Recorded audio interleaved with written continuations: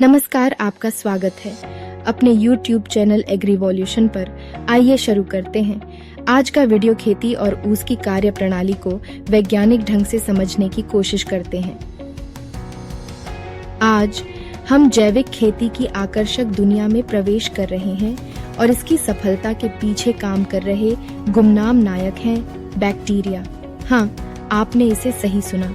इस वीडियो में हम जैविक खेती में बैक्टीरिया की महत्वपूर्ण भूमिका को उजागर करेंगे और वे एक टिकाऊ और पर्यावरण अनुकूल कृषि प्रणाली बनाने में कैसे योगदान देते हैं। तो आइए इसे आसान भाषा में समझते हैं।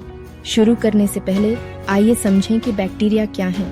बैक्टीरिया सूक्ष्म एक कोशिकीय जीव हैं जो मिट्टी सहित लगभग हर जगह पाए जाते हैं। जैविक खेती में ये छोटे जीव मिट्टी के स्वास्थ्य को बनाए रखने के लिए आवश्यक हैं। उन्हें मिट्टी के निवसन तंत्र का हिस्सा माना जाता है।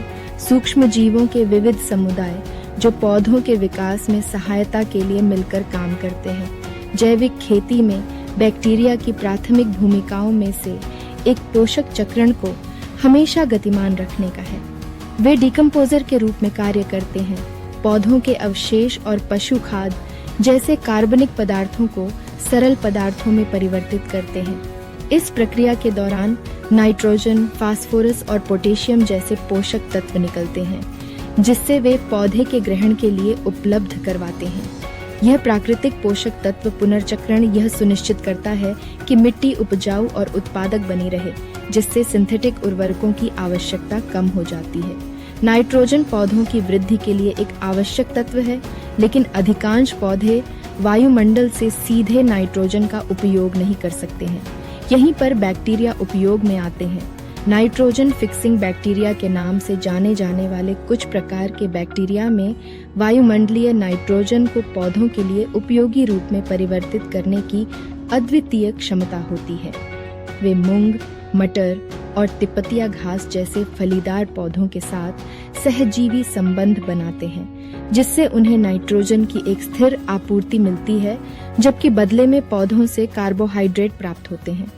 जैविक खेती में पौधों की बीमारियों को दबाने के लिए लाभकारी सूक्ष्म जीवों का स्वस्थ संतुलन बनाए रखना महत्वपूर्ण है। कुछ जीवाणुओं में एंटीबायोटिक्स और अन्य महत्वपूर्ण केमिकल का उत्पादन करने की क्षमता होती है, जो हानिकारक रोगजनकों को रोकते हैं। रासायनिक कीटनाशकों की आवश्यकता के बिना प्राकृतिक रूप से फसलों की रक्षा करते हैं। मिट्टी की संरचना को बेहतर बनाने में बैक्टीरिया महत्वपूर्ण भूमिका निभाते हैं। वे पॉलीसेकेराइड नामक चिपचिपे पदार्थ का उत्पादन करते हैं जो मिट्टी के कणों को एक साथ बांधते हैं, जिससे स्थिर समुच्चय बनता है। ये समुच्चय एक छिद्रपूर्ण मिट्टी की संरचना बनाते हैं, जिससे बेहतर जल घुसपैठ और वातन की अनुमति मिलती है, जो जड़ वृद्धि और समग्र पौधों के स्वास्थ्य के लिए महत्वपूर्ण है। कुछ बैक्टीरिया पौधों की वृद्धि को बढ़ावा देने वाले राइजोबैक्टीरिया हैं, जो राइजोस्फीयर पौधों की जड़ों के आसपास के क्षेत्र में रहते हैं। पीजीपीआर पौधों के विकास हार्मोन का उत्पादन करके, खनिजों को घुलनशील बनाकर और जड़ विकास को उत्तेजित करके पौधों की वृद्धि को बढ़ाता है।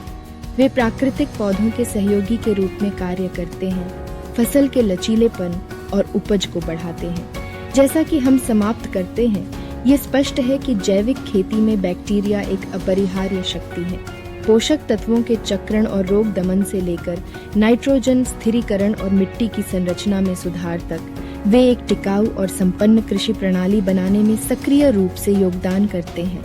निष्कर्ष, अगली बार जब आप किसी हरे भरे जैविक खेत में टहलें, तो अपने पैरों के नीचे अदृश्य नायकों बैक्टीरिया को धन्यवाद देना न भूलें।